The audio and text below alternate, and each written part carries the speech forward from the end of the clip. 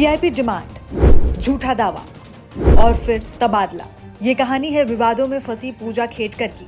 Maharashtra cadre के 2022 batch की trainee IAS अधिकारी हैं। अपनी वीआईपी मांग और फिर तबादले को लेकर आजकल खूब सुर्खियां बटोर रही हैं। लेकिन पूजा की कहानी सिर्फ इतनी नहीं है। पूजा जब सुर्खियों में आई तो उनकी कहानी के कई पहलू से पर्दा उठा। महाराष्ट्र के अहमदनगर की रहने वाली पूजा खेटकर को यूपीएससी एग्जाम 2022 में 821वीं रैंक मिली थी। उस साल ओबीसी श्रेणी से आईएएस बनने वाले अंतिम छात्रों की रैंक 434 थी। पूजा की रैंक काफी पीछे थी, बावजूद इसके वो आईएएस बनी।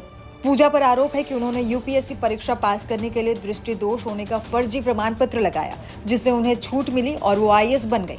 दिलचस्प बात यह है कि पूजा ने 2019 में भी यूपीएससी का एग्जाम दिया था, लेकिन तब उन्होंने ऐसे किसी भी दिव्यांगता का दावा नहीं किया था। दावा यह भी किया जा रहा है कि ये एग्जाम उन्होंने जनरल कैंडिडेट के तौर पर दिया था। ऐसे में पूजा खेटकर की नियुक्ति पर कई तरह के सवाल उठ रहे हैं। मीडिया रिपोर्ट्स की माने तो 22 अप्रैल 2022 को पूजा को दिल्ली के एम्स में मेडिकल जांच के लिए बुलाया गया, लेकिन पूजा ने कोविड का हवाला देकर जांच के लिए नहीं पहुंची। इसी तरह 26 मई को एम्स और 27 मई 2022 को सफदरजंग अस्पताल में उन्हें बुलाया गया। 1 जुलाई को फिर से एम्स में बुलाया गया, लेकिन पूजा इस बार भी नहीं गई।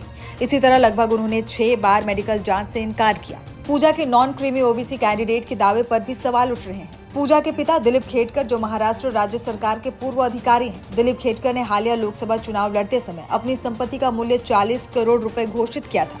पूजा की मां भी अहमदनगर जिले के भालगांव की सरपंच है।